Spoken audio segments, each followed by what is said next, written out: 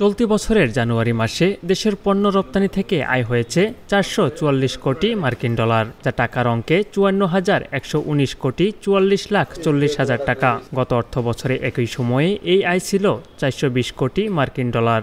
আর চলতি অর্থ বছরের প্রথম ৭ মাসে রপ্তানি আয় হয়েছে ২,৮৯৬ কোটি ৯৫ লাখ মার্কিন ডলার, যা গত অর্থ বছরের একই সময়ের তুলনায় ১১.৬৮% বেশি। গত অর্থ বছরের একই সময়ে এই আয় ছিল ২,৫৯৩ কোটি ৮৯ লাখ মার্কিন ডলার। রপ্তানি উন্নয়ন ব্যুরো বা ইপিবি সূত্রে এসব তথ্য জানা গেছে।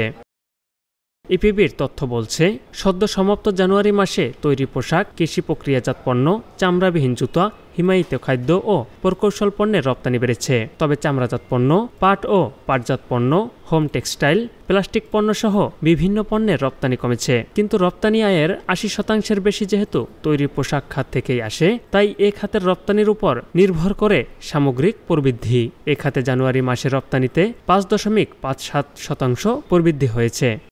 বিকেএম এর সভাপতি মোহাম্মদ হাতেম বলেন, রপ্তানির অর্ডার বাড়লেও উৎপাদন ব্যয়ের চাপ রপ্তানিকারকদের জন্য চ্যালেঞ্জ হয়ে দাঁড়িয়েছে। মূল্যের প্রতিযোগিতা বজায় রাখা এবং নির্ধারিত সময়ের মধ্যে পণ্য সরবরাহ নিশ্চিত করা এখন সবচেয়ে গুরুত্বপূর্ণ বিষয়।